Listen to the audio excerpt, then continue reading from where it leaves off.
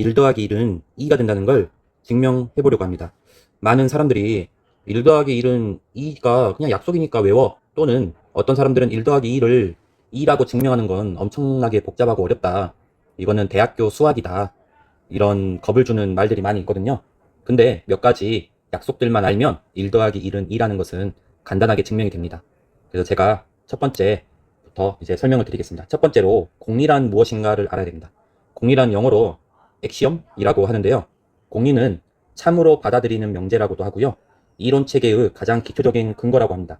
예를 들어서 우리 어떤 두 점이 있다면 이 두 점을 지나는 직선을 그을 수 있다라는, 이게 우리가 아는 유클리드 공준의 1번이거든요. 이거에다가 이제 4개의 공준을 더하면 우리는 이제 중고등 학교 때 배우는 모든 기하학 관련된 공부를 할 수 있습니다. 그거를 우리는 유클리드 기하학이라고 합니다. 유클리드 기하학이라고 합니다. 공리도 어떻게 따지면 약속이거든요. 어떤 약속인데 이 약속이 깨지는 경우도 발생되겠죠. 그래서 가우스라는 수학자는 유클리드 5번이 있거든요. 유클리드 5번이 평행선 공준이에요. 평행선 공준.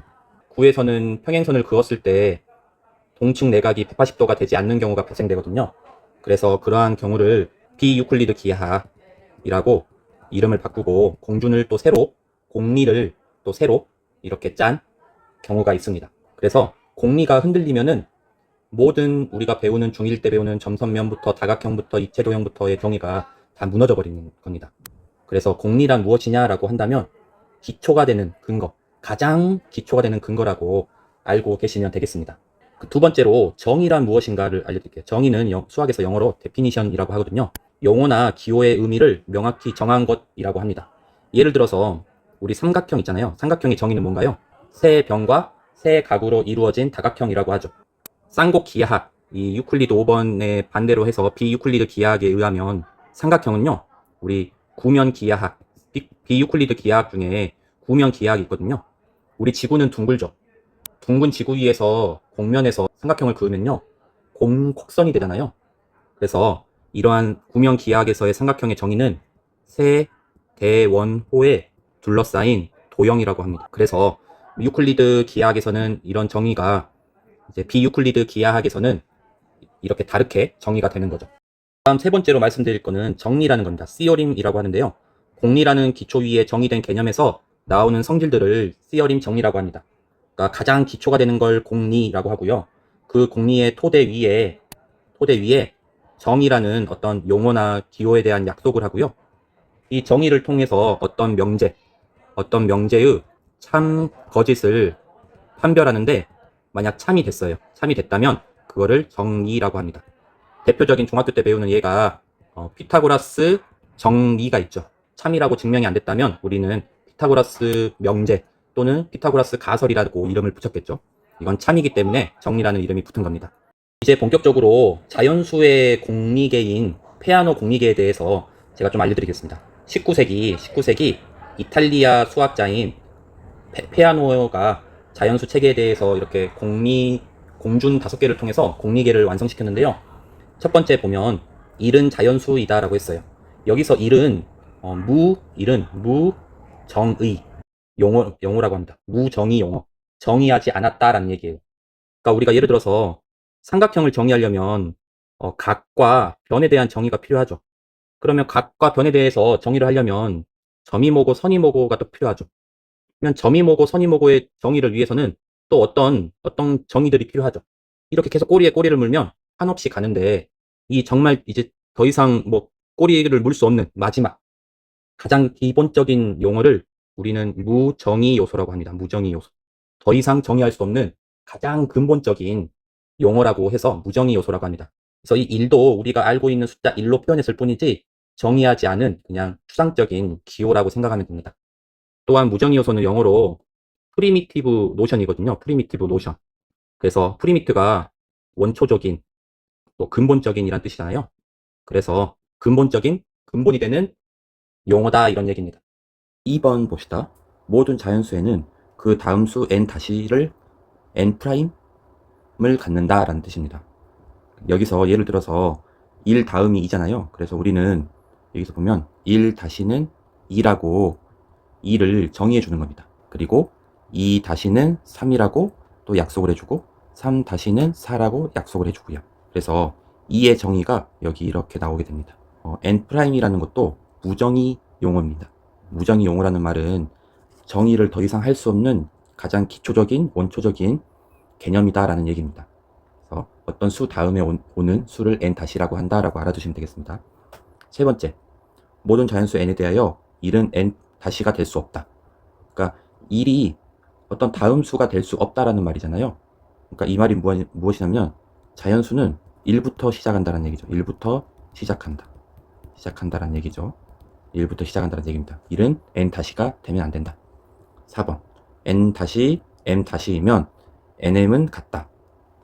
이 말은 다음 수가 같다면 그 전의 수도 같다라는 말이고요. 우리 3번, 4번을 이용하면 결국 자연수라는 건 1부터 시작하는데 1부터 이제 2로 가고 2는 또 3으로 가고 또 3은 4로 가고 이런 거잖아요. 그래서 자연수가 무한집합이라는 것을 증명할 수 있습니다. 어떻게 가능하냐? 그러면은 1 다시, 그다음 2 다시, 3 다시, 1도 있고요. 계속 이렇게 무한대로 늘어가는 부분집합을 가지고 있죠. 그것도 무한인 부분집합을 갖고 있기 때문에 자연수 집합 n도 무한이다라고 이제 증명하면 됩니다. 그래서 알아두시고 5번 봅시다. 다음 조건을 만족하는 집합 K는 모든 자연수를 포함한다. 1번 2를 포함한다. 그리고 n이 모든 K에 있는 원소에 대해서 이거 제가 2번 썼는데 n 다시도 K에 들어간다라는 얘기입니다. 1도 들어가고 n도 들어간다면 n 다시도 K에 들어간다라는 이거는 수학적 귀납법이라고 합니다. 그래서 페아노 공리계에서 이렇게 5가지의 공준이라고 할 수 있는 걸 발표했는데요. 결국은 이게 뭐냐면 2라는 거를 증명했어요. 1부터 시작해서 1 다시가 2이다. 요거를 정의한 겁니다. 공리계를 통해서 이제 증명한 게 되겠습니다. 그러면 또 그 다음 봐봅시다. 이게 페아노 공리계를 통해서 1 다음에 오는 수를 2라고 하자라고 약속을 한 겁니다. 덧셈의 정의를 이번에 보겠습니다. 덧셈의 정의. 덧셈은 우리 그냥 뭐 수가 늘어난다라고 생각을 하잖아요.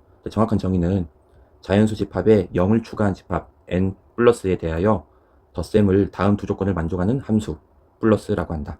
n 플러스 곱하기 n 플러스는 n 플러스라 정의한다. 여기서 n 플러스는 0을 포함한 자연수 집합이잖아요. 또 0을 포함한 자연수 집합이 어떤 두 수가 나왔을 때 덧셈을 통해서는 어떤 0을 포함하는 자연수가 되는데 그 자연수는 이 두 가지 성질을 만족한다라는 게 덧셈의 정의입니다. 첫 번째 봅시다. 모든 이 n 플러스에 있는 원소에 대하여 a가 거꾸로 있다는 거는 모든의 그 줄임말이거든요. 수학적으로. 그래서 n 플러스에 있는 모든 원소 n에 대하여 n에다가 0을 더하면 n 스스로가 나온다라는 얘기예요. 이 0이라는 거는 n에다가 더해도 n이 되는 이것을 덧셈에 대한 항등원이라고 합니다. 항등원. 네. 항등원이란 건 어떤 연산을 했을 때 자기 자신이 다시 나오는 걸 항등원이라고 해요. 예를 들어서 곱셈에 대한 항등원은 곱해서 자기 자신이 다시 나오는 건 뭐가 있나요? 1이 있죠. 이것을 항등원이라고 합니다. 2번 n과 m 다시가 있다면 n 플러스 m에다가 그 다음 수를 한 거랑 같다라고 함수를 정해 준 겁니다. 이렇게 해볼까요? 0에다가 1 다시가 있다면 0 더하기 1 다시죠. 1 다시가 되죠. 이거는 2가 되죠. 근데 이렇게 덧셈의 정의를 하다 보니까 뭐가 생기냐면요. n이라는 것도 자연수 집합에 들어가야 되겠다라는 생각이 든 거예요. 왜냐면 덧셈에 정의하는데 0이 필요하고 이 0도 이 집합 안에 들어가야 되니까. 수학자들이 필요에 따라서 페아노 공리계를 변형을 시킵니다. 그래서 공리계를 살짝 수정한 거죠. 페아노 공리계를 변형을 해서 다시 발표를 했는데 달라진 점은 0도 자연수에 넣고요. 여기 보면 0은 n 다시가 될 수 없다. 그러니까 가장 작은 자연수는 0이다라고 약속을 해준 게 되겠죠. 여기서 0도 마찬가지로 무정의 용어입니다. 더 이상 정의할 수 없는 가장 근본적인 약속이라고 알고 계시면 됩니다. 0은 자연수이다. 그리고 0을 필요에 의해 자연수로 본다. 다음 두 번째, 모든 자연수에는 그 다음 수엔 다시를 갖는다. 따라서 0이 있으니까 0 다시를 1로 하는 거죠. 0 다시를 1. 여기서 0도 무정의 용어고 영 다시도 무정의 용어인데 아무튼 요것을 정의했다. 요것을 정의했습니다. 이게 피아노 공리계 변형에서 가장 큰 특징입니다. 요걸 알아두고 나머지는 다 똑같습니다. 뭐 4번, 5번 다 똑같은, 여기도 또 n이 똑같은 게 타이핑이 2번 됐네요. 그러면 이제 본격적으로 1 플러스 1은 2라는 것을 증명하겠습니다. 이제 앞에서 시간이 많이 걸려서 그렇지 내용 쉽습니다. 1 플러스 1은 1 플러스 0 다시다 라고 바꿀 수 있죠.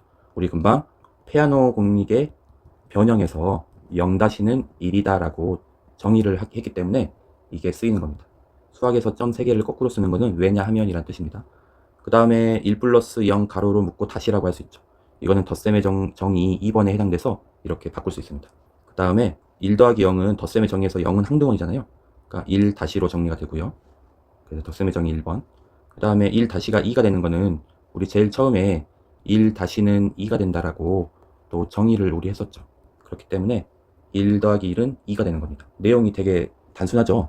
앞에서 정의, 공리, 정리, 뭐 또 피아노 공리, 또 변형된 피아노 공리, 쌤의 정의까지 설명을 해주느라 길었는데 원래는 단순합니다. 수학은 진리를 탐구하는 학문이라고 해서 변하지 않는 진리다라고 하는데요. 그렇지 않습니다. 어떤 공리 체계 하에서 이야기를 하냐에 따라서 같은 정의도 이렇게 달라지는 경우가 있습니다.